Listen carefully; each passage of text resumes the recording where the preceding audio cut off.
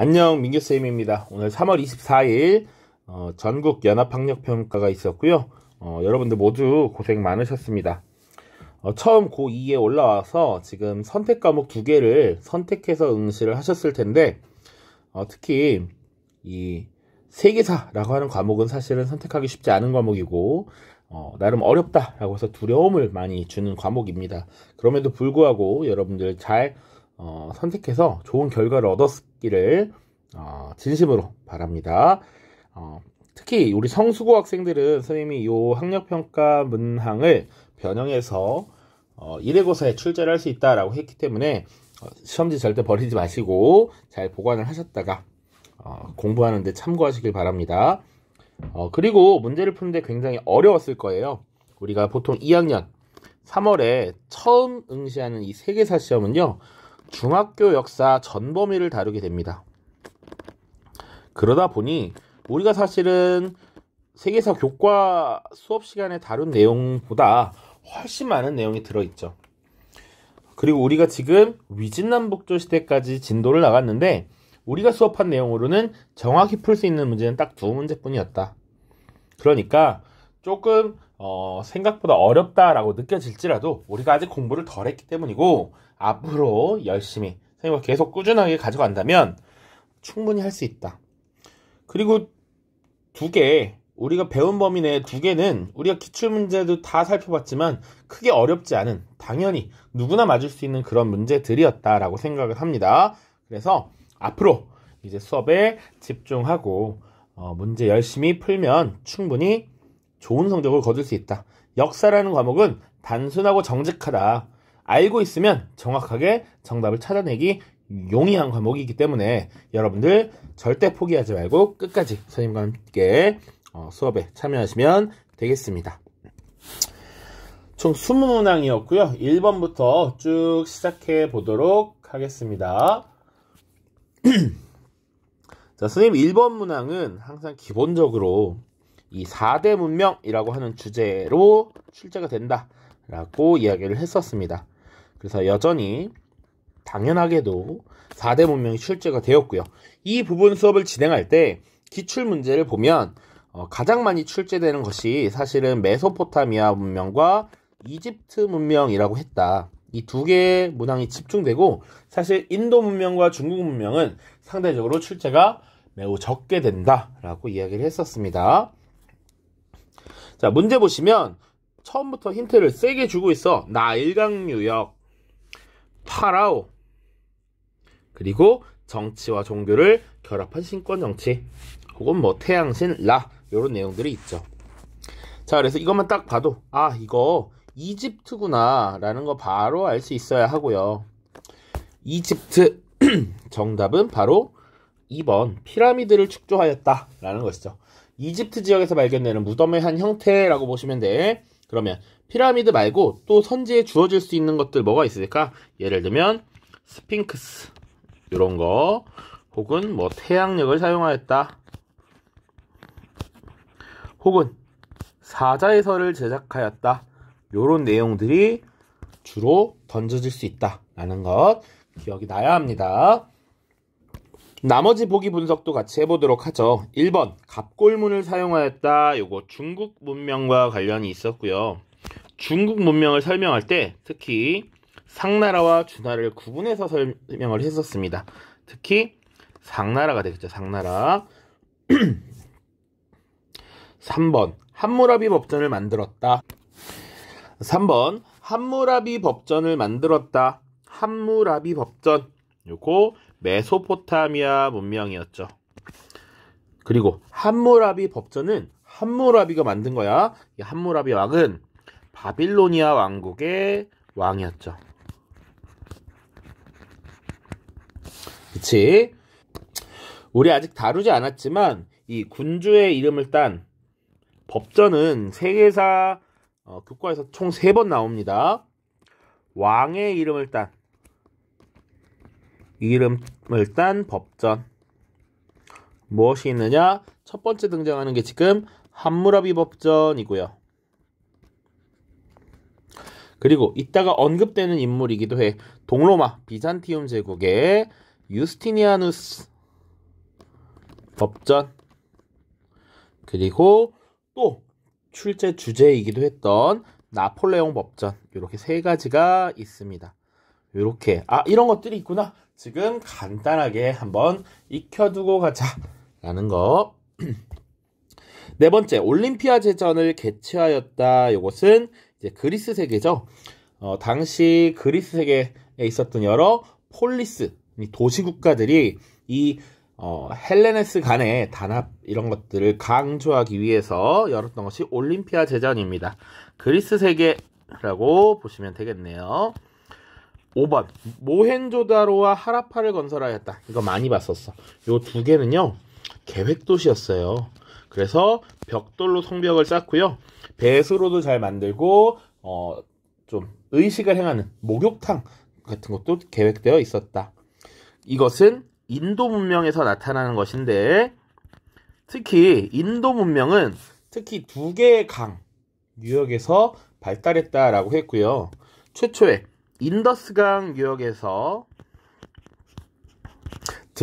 드라비다인이 건설한 이런 문명이 있었고, 이후에 아리아인의 침입으로 그 지역이 아리아인의 수중에 넘어갔다가 이 아리아인이 다시 동쪽으로 이동하면서 겐지스강 유역으로도 이동을 하게 되지. 그런데 이 모헨조다로와 하라파는 주로 인더스강 유역에 형성된 도시 문명이었다라는 것 정도만 아시면 되겠습니다. 자, 1번 이렇게 풀어봤고요. 2번입니다. 밑줄 친 이 황제에 대한 설명으로 옳은 것은, 여기까지 딱 풀 수 있어. 자, 분서상소, 불에 타는 서적들, 학자들을 구덩이에 매장해. 밑에 그래서 이게 분서갱유다라고 나와 있죠. 그리고 최초로 중국을 통일했다. 전국 시대를 통일했다라는 것. 그리고 여기 다시 분서갱유의 내용이 나와 있죠. 이 황제는 누굽니까? 그러면 바로 진시황이 되겠지. 진시황. 자, 그러면 진시황과 관련된 설명을 찾으면 되겠지. 정답은 뭐예요? 4번, 문자와 도량을 통일하였다. 전국시대 7개 나라가 서로 경쟁을 벌이고 있었고, 이들은 각자의 국가가 각자의 통치행위를 하면서 각자의 화폐, 각자의 문자, 각자의 도량형을 갖고 있었던 것이지. 그렇기 때문에 이것을 통일국가를 만든 진시황으로서는 당연히 통합을 할 수밖에 없었다. 필요했다라는 것이죠. 문자와 도량형을 통일하였다라는 부분 꼭 기억을 하시면 되겠습니다. 자, 보기 군국제를 시행하였다. 요거 한 고조 때의 일이죠. 요거 선생님이 설명을 했습니다. 선생님 교재에 도식이 잘못 들어가 있어서 분명히 요거 사과를 했던 부분이죠. 그래서 꼭 기억을 하고 있기를 바래. 군국제라고 하는 거 뭐였습니까? 이 서주, 주나라에서 실시했던 봉건제, 그리고 진시황이 시행했던 군현제를 절충한 제도였지. 이것이 군국제였어. 그러니까 분명 한 고조 유방이 봉건제를 실시했던 주나라가 왜 무너졌고, 진시황이 시행했던 군현제는 왜 무너졌는지 고민했단 말이야. 그래서 그런 것들을 보완하기 위해 이 절충적 시스템인 군국제를 시행했고요. 나중에 왕권이 강화된 이후, 황제 지배체제가 확립되고 난 이후인 한무제 때가 되면 다시 군현제로 돌아가게 되죠. 언제? 한무제 때. 자, 다음입니다. 과거제를 실시하였다. 우리 수나라 때가 되겠고요. 위진남북조 시대에 시행했던 구품중정제가 이 수나라 때 폐지되고 과거제로 바뀌게 됩니다. 자, 3번. 그리고 대월사기를 편찬하였다. 요거는 애초에 중국도 아니고 베트남에 대한 이야기고요. 주로 13세기 몽골의 침입에 맞서 싸우고 나서 흔히 우리 국뽕이 차오를 때 이때 만들었다라고 생각하시면 돼요. 베트남의 고대사를 다루고 있고요. 베트남 13세기에 쩐왕조 때 쓰여졌다라는 것 정도 하시면 되겠습니다. 인도, 동남아시아사 할 때 다시 설명을 하겠습니다. 자, 가마쿠라 막부를 수립하였다. 막부라고 하는 것은 당시에 이 무사가 정권을 장악한 요런 일본 특유의 정치 형태를 말해. 요건 그래서 중국사 다 끝나고 다룰 건데, 이 인물이 미나모토 노 요리토모라는 인물입니다. 이름도 어렵죠. 그래서 막부라고 하는 게 최초로 등장했던 것이 이 가마쿠라 막부입니다. 조금 더 하면 최초로 가마쿠라 막부 나타나고요. 그 다음 무로마치 막부.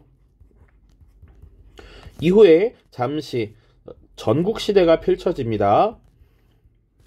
그리고 이를 통일했던 것이 도요토미 히데요시야. 우리 조선을 침략했던 그 인물이고요. 그 이후에 도요토미 히데요시가 죽고 도쿠가와 이에야스가 세운 에도 막부로 넘어가게 된다. 이후 메이지 유신으로 근대화를 이루게 됩니다. 자, 요렇게 보면 되겠습니다. 자, 3번. 여기부터 사실은 이제 우리가 배우지 않았다라는 것 간단하게 설명을 할 겁니다. 자, 가왕조. 우리 바로 다음 시간에 다룰 것인데요. 가왕조에서 있었던 사실로 옳은 것은 황소가 난을 일으켜 요게 사실은 엄청난 힌트가 됩니다. 황소의 난이라는 것이었고요. 여러분들 한국사를 열심히 공부를 했다면 황소의 난이라는 키워드 선생님이 설명했던 걸 기억할 겁니다. 요 소금장도 황소가 반란을 일으켰고 당시 이 중국의 나라에 유학을 가서 관리를 하던 최치원이 황소를 꾸짖는 토황소 경문이라고 하는 것을 써서 문장으로 이름을 날렸다 얘기했어. 그리고 수도가 장안이었다 이렇게 얘기했고요. 여러 번진의 병사들이 장안을 노략질했다 뭐 요런 정도 힌트가 되겠습니다. 자, 황소의 난으로 지금 혼란을 겪은 왕조는 바로 당나라야. 지금 이 토황소 경문은 신라의 최치원이 작성했던 것이었죠. 이 신라의 최치원이 당나라의 외국인 전용 과거 시험인 빈공과에 응시했었던 것이지. 그러니까 지금 이 당나라인 거 알 수 있어. 그리고 확인. 당나라의 수도 장안. 맞죠? 장안은 여러 나라의 수도였어. 현재 명칭은 시안이라고 부릅니다. 역사 속에 시안이 여러 번 나오는데 우리 흔히 주나라의 수도 호경 있죠? 이 호경이 시안이었습니다. 그리고 진나라 때 신양이라고 하는 도시도 사실은 시안에서 가까운 곳이었고요. 한나라의 수도도 장안이었고 그리고 지금 수나라와 당나라의 수도도 바로 장안이었습니다. 물론 지금 보면 주나라에서 호경이라고 불렀고 수나라에서는 대흥이라고 불렀습니다. 그러나 사실 위치는 똑같아. 자, 요 정도 지금 중복적으로 지금 수도로서 기능을 수행하고 있다. 조금 더 나아가면 현대사에 가면 시안 사건이라고 하는 것도 나타납니다. 시안 사건.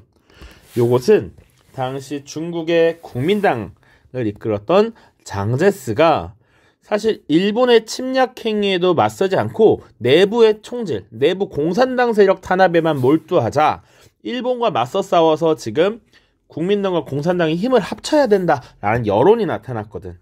그래서 당시 장제스를 감금하고 지금은 일본과 맞서 싸울 때다. 그거 약속해라 라고 했던 것이 시안 사건입니다. 요렇게 도시도 한번 정리를 해보도록 할게요.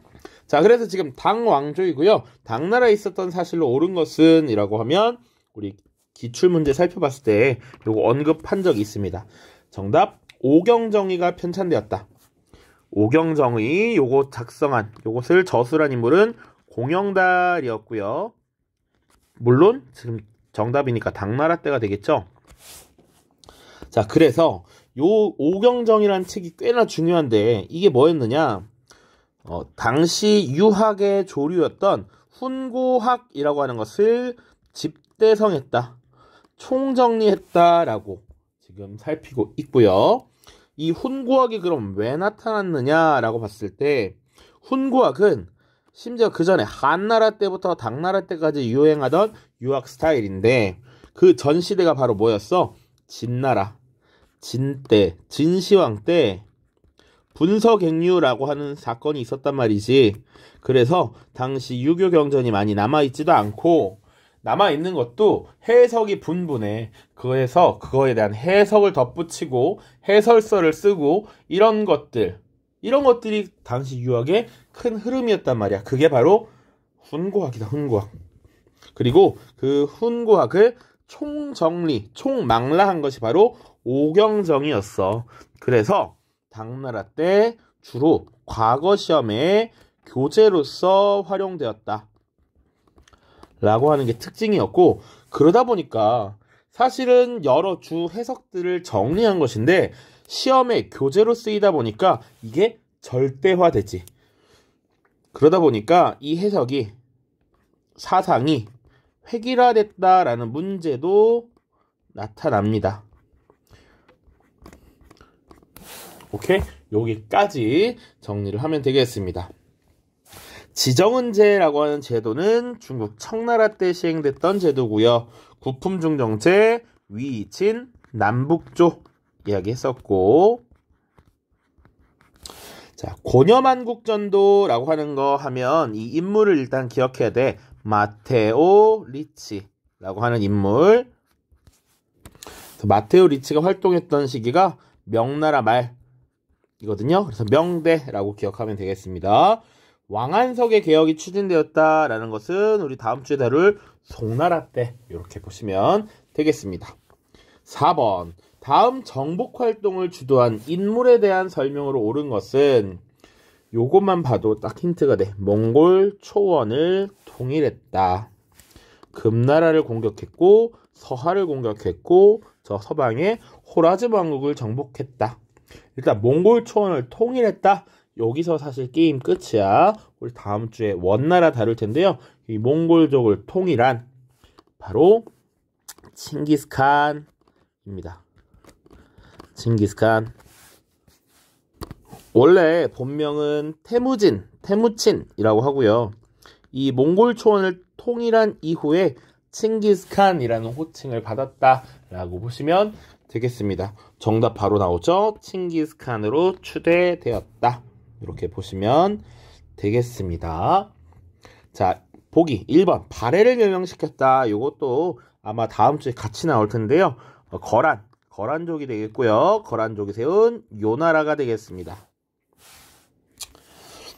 2번 산치대탑. 이것은 인도사에서 나올 텐데 아소카 왕입니다. 아소카 왕이 활약했던 인도의 왕조는 마우리아 왕조가 되겠죠. 마우리아 왕조. 정화의 함대를 파견하였다. 명나라의 영락제 때가 되겠고요. 네일친스크 조약을 체결하였다. 이거 자주 나오는 보기 청나라 강희제가 되겠다. 5번입니다. 자, 아까 얘기했지 선생님이 왕의 이름, 군주의 이름을 딴 법전이 세계사에서 딱 3개 나오는데 아까 함무라비 법전 보기에 나왔고요. 여기 유스티니아누스 법전 나왔네요. 요거 동로마 제국, 아니 비잔티움 제국이라고 하는 시기라고.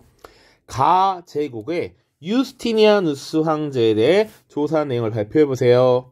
로마법을 집대성한 유스티니아누스 법전을 편찬했다. 그리고 수도 콘스탄티노폴리스에 성 소피아 성당을 건립하였다. 지금 요 2가지 힌트, 특히 요거 가지고 바로 가 제국은 이거 비잔티움 제국이구나 라고 하는 것 기억하시면 되고요.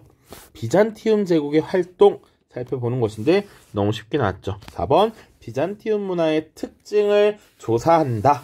이렇게 보시면 되겠습니다.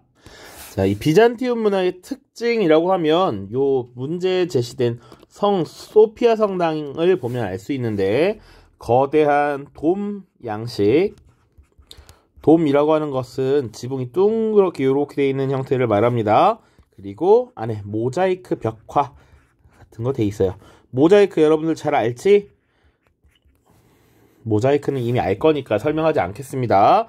자, 나머지 보기를 분석해 보도록 하죠. 낭트 칙령이라고 하는 것은 프랑스에서 종교적 자유를 당시에 위그노들에게 어느 정도 종교의 자유를 허락한 내용이다라고 보시면 돼. 프랑스와 관련된 이야기고요. 장미전쟁이라고 하면 이 장미전쟁은 당시 가문의 깃발이 다 장미였다라는 점에서 영국의 일부 내전을 말합니다. 영국. 그리고 빈체제 형성이라고 하는 것은 당시 시민혁명의 열기가 뜨거워졌던 그 이후에 19세기 초반 오스트리아의 재상 메테르니가 주도한 이 국제 질서를 말해요. 그래서 과거로의 회귀, 그러니까 흔히 프랑스 혁명 이전으로의 회귀, 복고주의 이런 것을 이야기합니다. 당시 유럽 전반을 이끌었던 질서라고 보시면 되고요. 델로스 동맹의 성립 과정, 이건 고대 그리스 아테네를 중심으로 한 내용이다라고 보시면 되겠습니다. 다음 6번 보겠습니다. 자, 가 왕조에 대한 설명으로 옳은 것은 이라고 되어 있고요. 이것도 중국사 청나라 부분 때 다시 다룰 내용입니다. 대의 강미록. 가 왕조의 옹정제라고 하는 인물은 한족 중심의 중화 사상을 반박하고 만주족이 세운 왕조의 정통성을 강조하기 위해 이 책을 간행하였다. 그는 이 책에서 화와 중화와 이 오랑캐는 태어난 지역이 아니라 덕이 있는지 여부로 구분해야 한다고 주장했다. 요 청나라의 전성기라고 할 수 있는 황제가 3명이 있는데 강희제, 옹정제, 건륭제 3명의 왕입니다. 여러분들 이 건륭을 중국식 발음으로 하면 여러분들이 잘 알고 있는 치엔롱입니다. 치엔롱이 뭐야? 이 건륭이란 말이야. 우리 학교 앞에는 중국집 이름이죠. 자, 아무튼 이 3명의 왕 중에 이 대의강미록이라고 쓴 사람이 바로 옹정제라고 돼 있단 말이야. 그러니까 바로 청나라라고 보면 되고요. 청왕조에 대한 설명으로 옳은 것은 사고전설을 편찬하였다. 요것이 정답이 되겠습니다. 자, 이 사고전서라고 하는 것은 그래서 학문 진흥을 위한 방법이기도 했고요. 그러니까 지금 청나라를 세운 주도한 세력이 바로 만주족, 이민족이란 말이야. 그래서 중화는 이민족이냐 한족이냐가 아니라 그 덕이 있느냐 없느냐 그리고 능력이 있느냐 없느냐 이런 걸로 따져야 된다라는 거거든. 그래서 이런 학문 진흥의 방향으로서 사고전설을 편찬하기도 하고요. 이 와중에 사실은 일부 검열이 나타나게 됩니다. 그래서 검열이라고 하는 것의 사례로 문자의 옥이라고 하는 사건, 그래서 반대파에 대한 탄압도 이루어졌다까지 기억을 하면 돼요. 자, 보기 봅시다. 남송을 정복하였다. 요거 송나라가 북쪽 지역에 있을 때 카이펑의 수도를 했을 때 남쪽으로 밀어낸 것은 바로 금나라야. 여기는 금나라. 정강의 변이라고 하는 사건입니다. 이 남송을 멸망시킨 것은 바로 몽골 원나라가 되겠습니다. 다이카게 신을 단행하였다. 이거는 일본 고대에 해당하는 얘기고요. 야마토 정권이라고 보시면 됩니다. 장건을 서역에 파견하였다. 이것은 한 무제 때 흉노에 대한 문제를 처리하기 위해서 동맹을 구하러 간 것이었죠. 대월지라고 하는 곳을 찾아갔던 겁니다. 밀레트 제도를 시행하였다. 이것은 바로 오스만 제국이었죠. 오스만 제국. 자, 오스만 제국은 당시에 여러 민족들이 이제 섞여서 포함되자 이들을 좀 포용적으로 받아들이기 위해서 이 피지배계층에게 어느 정도 자치적인 공동체를 만들 수 있도록 허가한 겁니다. 이것이 바로 밀레트 제도였다. 오스만. 7번 가에 들어갈 내용으로 가장 적절한 것은 이라고 되어 있고요. 자, 십자군 전쟁의 배경이 됐던 클레르몬 공의의 성지를 회복하자라고 주장했던 교황 우르바누스 2세. 그리고 실제로 우리가 아직 다루지 않았지만 조금 얘기를 하자면 이 1차 원정 때 소기의 목적을 달성해서 예루살렘 왕국이라고 하는 것을 건설하게 되죠. 그리고 2차, 3차는 좀 네임드가 아니고 4차 전쟁, 이런 거 4차 파견 요거 보면 여기는 이제 오히려 콘스탄티노폴리스를 점령하고 라틴 제국을 건설한다라는 것 요것도 봐야 합니다. 그런데 지금 장면 2, 3 보면 살라딘의 이슬람군과 유럽에서 온 기사들이 치열하게 전투를 벌인데 성지 탈환이라고 하는 목적으로 유럽에서 이슬람 지역으로 대원정을 떠났던 바로 그 전쟁, 십자군 전쟁을 설명하고 있는 것이죠. 십자군 전쟁. 나머지는 다른 설명이니까 넘어가도록 하겠습니다. 8번. 밑줄 친 이 시대에 볼 수 있는 모습으로 가장 적절한 것은 이라고 되어 있고요.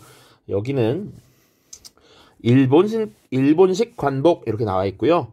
건의가 받아들여져서 견당사 파견이 중단되었고 이 시대의 수도인 헤이안쿄를 중심으로 국풍문화가 발달하였다. 일본적 특색이 나타났고 일본 고유 형식의 시간은 와카가 발달하였다. 당시 일본은요. 수도의 위치를 따서 그 시대를 부르곤 했습니다.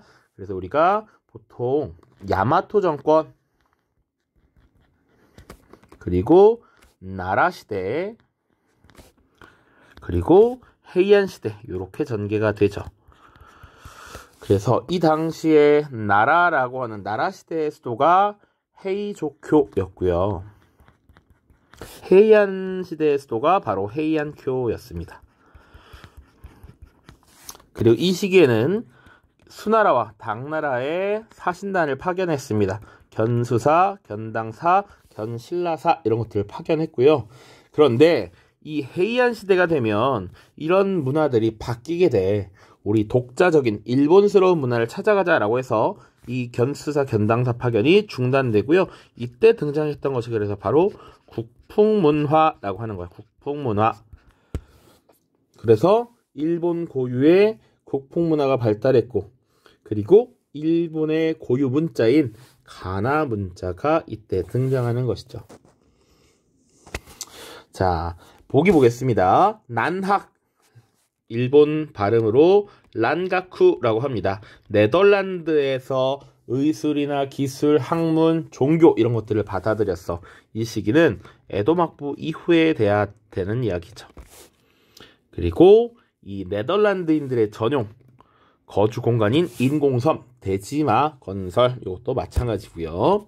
쇼토쿠테자를 가르치는 승려 야마토 정권이 되겠고 몽골 고려 연합군에 맞서 싸우는 무사 13세기 14세기 이후니까 요거는 보통 무로마치 막부 시대가 되겠습니다.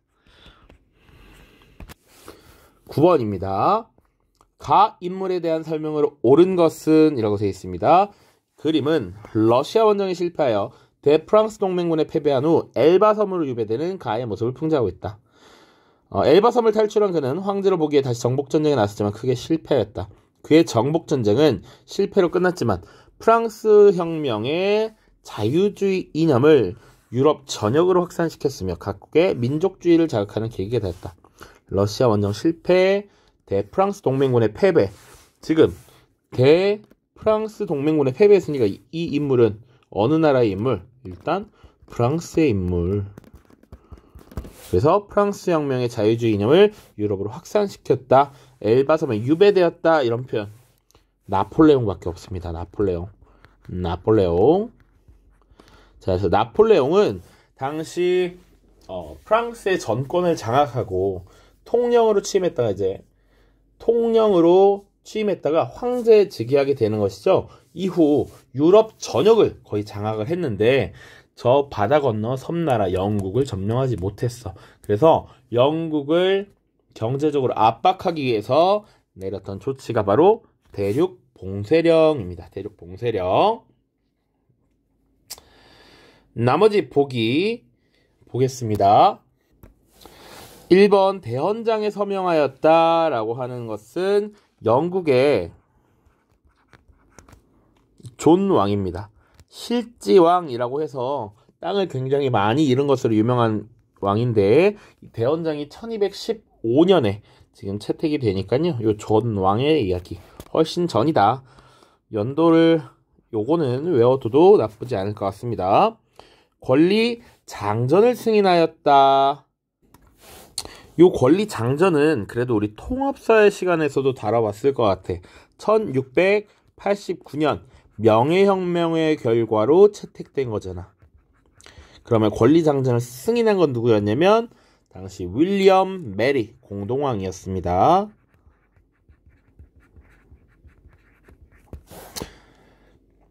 4번 95개조 반박문을 발표했다. 요것은 루터가 되겠죠. 루터. 그리고 뚜르푸아티에 전투에서 승리하였다. 요것은 이제 프랑크 왕국의 궁제였던 카롤루스 마르텔이 되겠습니다. 카롤루스 마르텔. 자, 우리 요 프랑크 왕국의 중요한 인물이 4개가 나옵니다. 4명이 나와요. 그래서 우리 카, 피, 카 이렇게 봐야 되는데 요 앞에 2명의 인물이 앞이 클로비스 그리고 카롤루스 마르텔, 뒤가 피핀과 카롤루스 대제 혹은 우리가 샤를마뉴라고도 합니다. 이 앞에 두 명의 인물이 메로베우스 왕조, 뒤가 카롤루스 왕조 이렇게 구분을 하는데요. 요 프랑크 왕국 수업할 때 다루도록 하겠습니다. 자, 아무튼 트루푸아티의 전투에서 승리하였다 라고 해서 카롤루스 마르텔이 승리를 했고요. 이때 이 유럽 지역 이베리아 반도로 거꾸로 올라오는 이슬람 세력을 격퇴하였다라는 의미가 있습니다. 그래서 중요해. 이슬람 세력 격퇴. 나중에 또 배울 기회가 있습니다. 10번입니다. 밑줄 친 이 전쟁에 대한 설명으로 옳은 것만을 보기에서 고른 것은? 이 전보는 요건 이제 연도만 보고도 알 수 있고요. 사실은 세르비아의 선전포고, 오스트리아 헝가리 제국이 세르비아의 선전포고, 열강의 참전, 아시아에서 참전하면서 세계대전을 확대, 이런 내용들로 모든 힌트를 얻을 수 있다. 이 전쟁은 일단 세계대전이라고 나와 있으니까 제1차 세계대전이 됩니다. 2차 세계대전은 39년부터 45년까지고요. 이것은 1914년부터 18년이라고 보시면 되겠습니다. 자, 이 전쟁에 대한 설명. 사라예보 사건이 발단이 돼서 일어났다. 이거 맞는 설명이고요. 그 결과 베르사유 조약이라고 하는 것이 체결되었죠.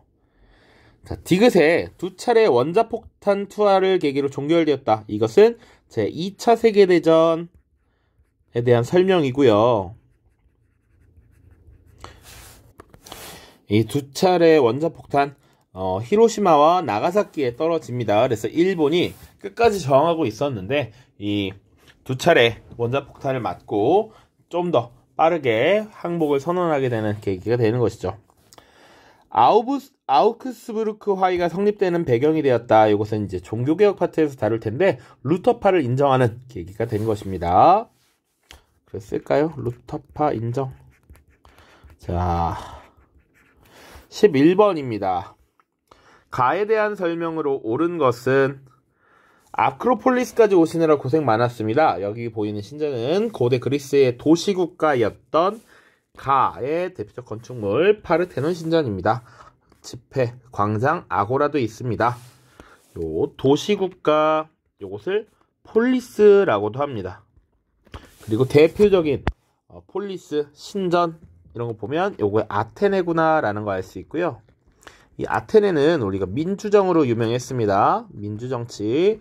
그래서 대표적인 인물들 쭉 배울 텐데 솔론, 그리고 중간에 참주였던 페이시스트라토스, 그리고 클레이스테네스 부족제 개편을 했고요. 그리고 실질적인 민주정에 참여 기회를 제공했던 페리클레스까지 이렇게 다룰 예정입니다. 정답은 5번 페리클레스에 의해서 민주정치가 발전하였다. 보시면 되겠습니다. 1번 포에니 전쟁에서 승리하였다. 요것은 로마와 카르타고의 전쟁입니다. 로마와 카르타고의 전쟁. 베스트팔렌 조약은 1648년 종교개혁 이후에 지속적인 종교 전쟁, 그 파이널이 바로 30년 전쟁이라고 하는 것인데, 그 30년 전쟁의 결과 체결된 조약입니다. 유대교를 믿었다라고 하면 헤브라이 문명, 이렇게 기억을 하시면 되고요. 산스크리트어를 공용어로 사용하였다. 이것은 인도에 있었던 지역이고요. 특히 공용어로 사용하면서 인도의 고전 문화를 발전시켰다라고 하면 굽타 왕조가 되겠습니다. 굽타 왕조. 12번 이 왕조에서라고 되어 있습니다. 금화의 앞면 뒷면 나와 있고요. 이 왕조 때 발행한 금화의 앞면과 뒷면으로 앞면에는 가니슈카 왕, 뒷면은 불상이 주도되어 있다. 이 왕조의 전성기를 이끈 카니슈카 왕은 인도 서북부 지방을 중심으로 영토를 확장했으며 대승불교를 장려하였다라고 되어 있어. 그러니까 인도의 고대사입니다. 인도 고대사. 뭐 사실 자세하게 다루면 볼 것들이 많겠지만 조금 간단하게 보자면 우리가 더 옛날인 마우리아 왕조와 쿠샨 왕조 두 개를 구분을 해서 보는데요. 대표적인 왕을 기억해야 된단 말이야. 그래서 마우리아 왕조의 아까 봤었던 아소카 왕, 쿠샨 왕조의 가니슈카 왕이 있습니다. 내가 정말 싫은데 여러분들 암기를 해야 되니까 앞글자 따서 마! 경남 지역에 마! 이렇게 하는 거 있고요. 여기는 쿠쿠카카 이렇게 쿠카 이렇게 기억을 해주세요. 미안합니다. 아소카 왕 때도 불교를 진행했는데요. 이때는 개인의 해탈을 강조하는 상좌부 불교가 유행했고요. 이때는 중생구제를 핵심으로 하는 대승불교를 주로 장려했습니다. 대승이라고 하는 것은 큰 수레라는 얘기야. 큰 수레에 중생들을 모두 담아가지고 데려가자라는 의미고, 여기는 소수, 개인의 해탈, 개인의 초점을 맞춘 거야. 그래서 예전에는 이 대승불교에서 상자부 불교를 약간 비판하고 멸시하는 명칭에서 작은 수레라고 하는 소승불교라고 표현을 했습니다. 일단 요 정도만 정리를 하고 넘어가겠습니다. 자, 그래서 지금은 어쨌거나 쿠샨 왕조에 대한 설명을 묻고 있는 거고요. 이 시기, 쿠샨 왕조 시기의 특징이라고 하면 바로 간다라 미술이 발달하였다라는 거 기억해야 됩니다.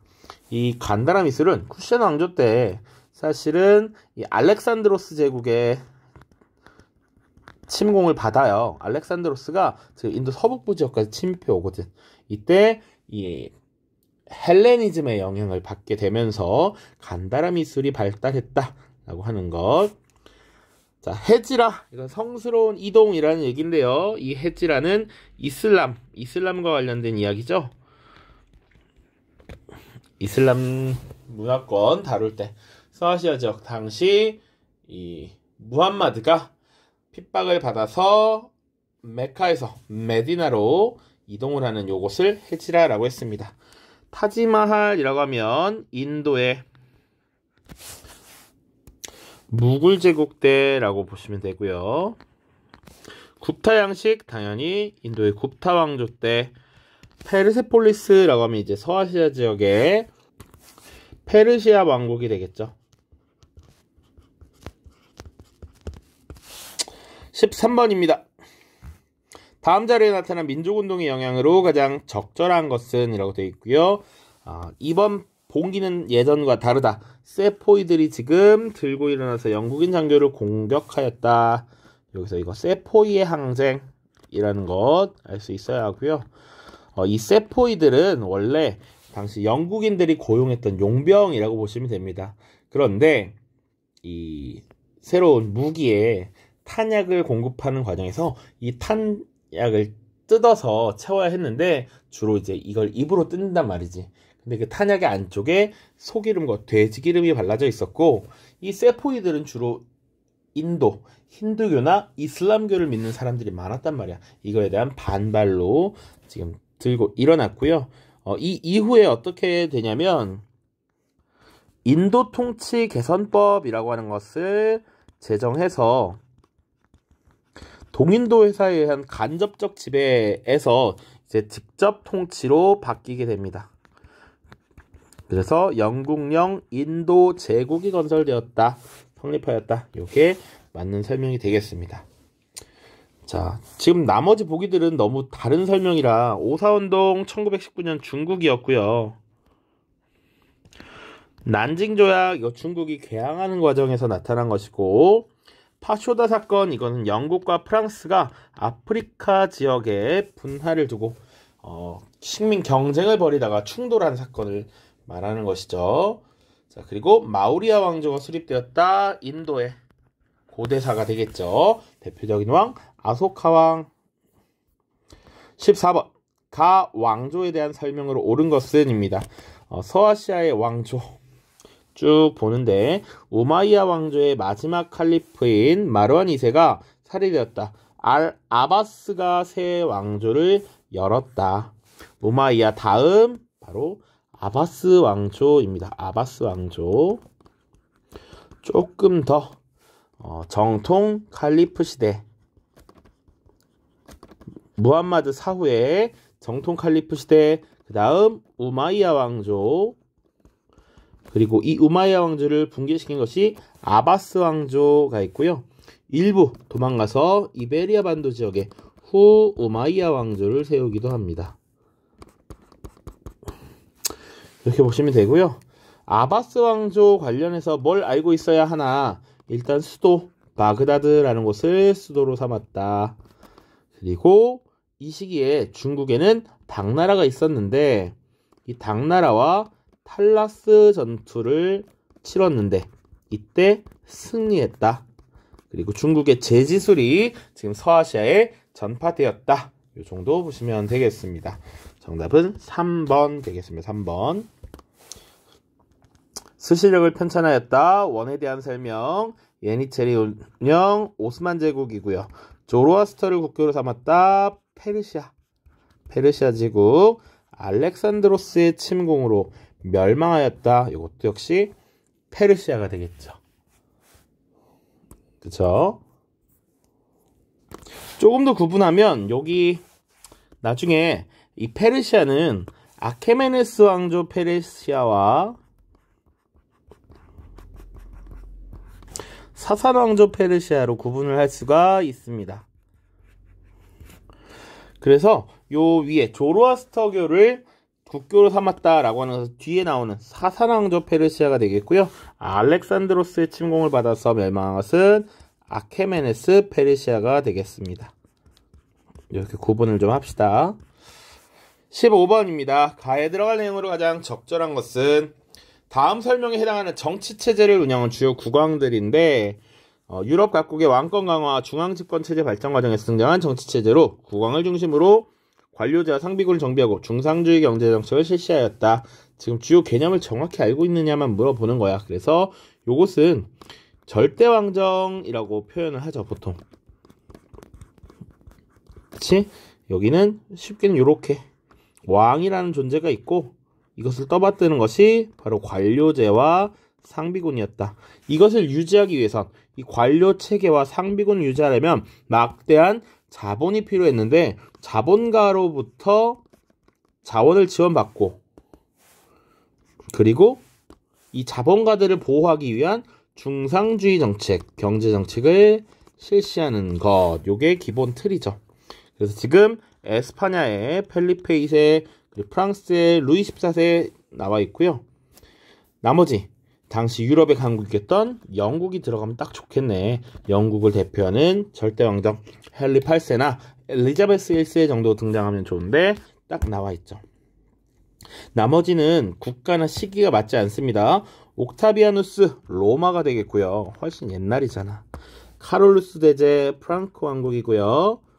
요거 샤르마뉴라고도 부른다. 악바르라고 하면 인도의 무굴 제국이 되겠고요. 다리우스 1세라고 하면 아케메네스 왕조 페르시아가 되겠습니다. 16번입니다. 밑줄친 이 혁명에 해당하는 것 18세기 후반. 지금 쭉 그 문제 유형을 보니까 선생님이 다른 과목 동아시아사나 세계지리, 정법 이런 것도 간단하게 봤는데 이 워드 클라우드 문제가 공통적으로 등장을 하더라고. 한국사도 그렇고요. 이 혁명에 해당하는 것으로 옳은 것은 이라고 해서 영국에서 시작됐다. 증기기관, 방적기, 제임스 와트 이런 것들 나오잖아. 지금 워드클라우드에서는 보통 가장 많이 입력된 중요도가 높은 것들이 크게 나오거든. 요런 것들을 중심으로 보면 돼. 나머지도 다 맞는 설명이고요. 그래서 요것과 관련된 건 뭐냐라고 하면 바로 산업혁명 정답을 고를 수 있다. 바로 그래서 대량 생산, 자본주의 이런 것들을 촉진하게 되었던 것이죠. 다음 대화의 주제가 된 근대화 운동으로 옳은 것은 다음 시간에 중국의 근대화 운동들 중 한 가지를 선택해 모둠별로 발표해야 하는데 우리 모둠은 어떤 주제로 정할까? 요 중국의 근대화 운동들이라고 되어 있고요. 그럼 봐야 되는 것들이 몇 가지가 있는데 우리가 주로 크게 봐야 되는 것은 두 가지라고 볼 수 있습니다. 중체 서용이라고 하는 것을 강조했어. 중국의 본체는 그대로 두고 서양의 기술만 받아들이자라고 했던 양무운동. 양무 왜 석이라고 적었지? 양무운동. 그리고 아니야. 아예 싹 바꿔라고 했던 변법자강운동 이런 것을 들 수 있습니다. 양무운동은 주로 한인 관료들의 주도로 이루어졌고요. 대표적인 인물이 이홍장과 증국번 같은 인물들이 있습니다. 변법자강운동은 여기 나온 캉유웨이, 량치차오 같은 인물이 있습니다. 이들은 입헌군주제를 지향했고 과거제 개혁, 신교육 실시 등 근대적 개혁을 추진했다고 배웠어 라고 되어 있지. 그리고 정답은 바로 변법자강운동이 되겠습니다. 나머지 쭉 그래도 볼까요? 다 나름의 근대화 운동이라고 볼 수 있는데 탄지마트라고 하는 것은 오스만 제국에서 있었던 근대화 운동, 스와데시라고 하면 인도의 국산품 애용 그리고 자치 허용 주장하는 운동, 동유운동이라고 하면 베트남이 일본의 근대화 양성을 공부하자라고 했던 것이고요. 차티스트 운동이라고 하는 것은 영국에서 나타난 노동자들의 선거권을 획득하기 위한 운동이었다라고 보시면 됩니다. 18번입니다. 밑줄 친 개혁에 대한 설명으로 옳은 것은 개항 이후 생활이 어려워진 지방의 하급 무사들을 중심으로 에도 막부를 타도하려는 움직임이 나타났다. 이것을 토막 운동이라고도 표현해요. 에도 막부 타도. 그들은 메이지 국왕을 중심으로 하는 새로운 정부를 수립하였다. 이것을 우리가 메이지 유신이라고 표현하지. 메이지 유신. 정부는 부국강명을 목표로 근대국민국가를 건설하기 위해 개혁을 추진하였다. 이 개혁에 대한 설명으로 옳은 것은 바로 1번 징병제 실시라는 것을 들 수 있습니다. 징병제. 부국강병 강한 국가가 되기 위해서는 징병제를 실시해야 된다라고 했던 거야. 나머지 보기가 아니다라는 것으로도 충분히 알 수 있는데 양세법을 실시하였다. 요거 우리 다음 주에 다룰 당나라 안사의 난 이후입니다. 일조편법 명나라 때 시행되고요. 한자동맹이라고 하는 것은 중세 유럽에서 특히 독일을 비롯한 북부 지역 당시 현재 네덜란드, 독일 요런 지역에서 이 무역 동맹이라고 하는 것이 형성이 됩니다. 파스파 분자 원나라가 되겠습니다.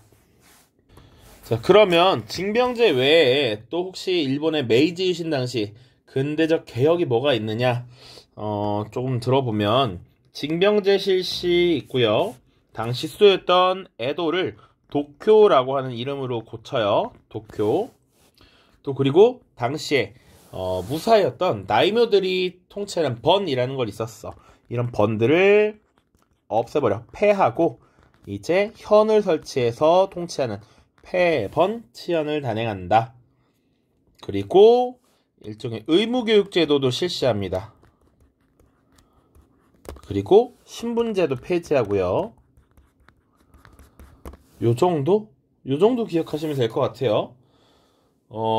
이게 아마 메이지 유신의 근대 개혁이라고 하면 우리 교과서에 보통 나와 있는 것의 대부분이라고 보면 되겠습니다. 뭐 근대적인 세금제도 이런 거 운영도 있었을 것이다. 19번입니다. 이제 거의 막바지를 다 해서 가고 있어요. 가에 들어갈 사건으로 옳은 것은 마오쩌둥 주석께 당신이 중국을 어디로 끌고 가려고 하는지 지금 마오쩌둥이 뭘 하고 있는데 그거에 대해서 약간 까고 있는 거야. 가는 민중운동이 아닙니다. 한 인간이 총으로 민중을 움직이고 있을 뿐입니다. 그래서 나는 지금 좀 실망입니다. 라고 나온 겁니다.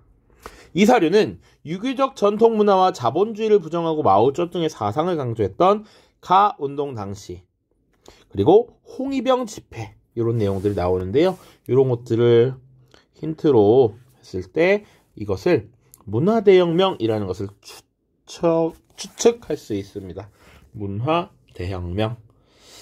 그래서 전통문화의 부정, 자본주의 부정, 마오쩌둥 강조. 그래서 마오쩌둥에 반대하는 세력들을 자본주의를 주장했다라고 하는 주자파로 규정하고 탄압하는 이런 모습들도 많이 나타납니다. 20번 마지막입니다. 밑줄 친 기억에 대한 설명으로 옳은 것은 지금 소련이 처음 개혁 개방 정책을 실시했다라고 되어 있습니다. 요것을 페레스트로이카 그리고 글라드노스트라고도 합니다. 글라드노스트. 굳이 따지자면 이 러시아어로 이 페레스트로이카라고 하는 것이 보통 개혁, 글라드노스트가 개방, 이렇게 보시면 되겠습니다. 어쨌거나 이 개혁 개방 정책에 대한 설명이 뭐야 라고 묻고 있지. 그래서 지금 원래 소련은 이 당시 세계를 미국과 양분하고 있는 공산주의 진영의 대장이었단 말이야. 그런데 이 공산주의는 사실은 개혁 개방을 통한 자유경쟁, 자유경제 이런 것들을 채택하지 않는 나라였는데 전격 방문하고 개혁 개방 정책을 이제 실시하겠다. 그래서 한반도의 긴장 완화, 평화 정착 이런 것들을 논의할 정도로 지금 전향적인 자세를 취하고 있다라는 것이죠. 그래서 개혁 개방의 모습이 뭘까라고 했을 때 우리는 유추하기를 이 5번 민주화와 시장경제 원리를 도입하려고 했다 정도로 볼 수 있죠. 제3세계는 사실은 미국이 주도하는 자본주의 진영과 소련이 주도하는 공산주의 진영 어디에도 들어가지 않겠다라고 하는 일부 아시아와 아프리카 중심의 동맹체라고 볼 수 있죠. 제3세계의 결성. 닉슨 독트린의 배경이 되었다라고 하는 것은 사실은 미국이 베트남전에서 패배하면서 이런 것들이 등장하게 됐고요. 서유럽의 경제를 재건하기 위해 실시되었다. 이거는 마샬 플랜이라고 하는 것입니다. 지금 공산주의와 자본주의 진영의 대립이 극심했을 때 냉전 시기에 미국이 서유럽 지역을 대폭 지원하는 이런 모습들이 나타났죠. 쿠바 미사일 위기가 고조되는 원인이 되었다. 이것도 역시 냉전의 신화이지 지금 냉전의 완화를 보여주고 있는 자료와는 정반대의 얘기가 되겠습니다. 자, 오늘 고생 많았고요. 이 20문제를 푸는데 벌써 50분이 넘게 들었습니다. 의외로 사실 진도가 나가지 않은 부분도 좀 자세하게 설명을 하려고 욕심을 부렸던 것 같아요.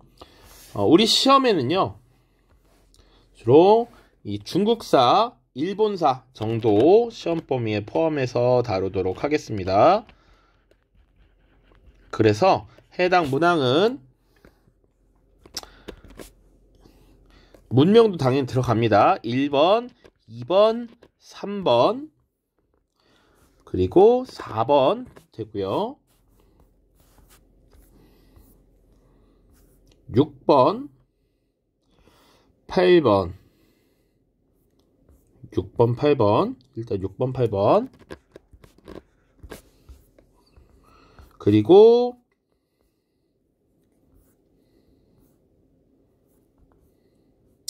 사실 인도사도 넣고 싶은데 인도사까지 진도를 나갈 수 있을지 모르겠네요. 일단 인도사도 넣어서 봅시다. 인도사까지. 그러면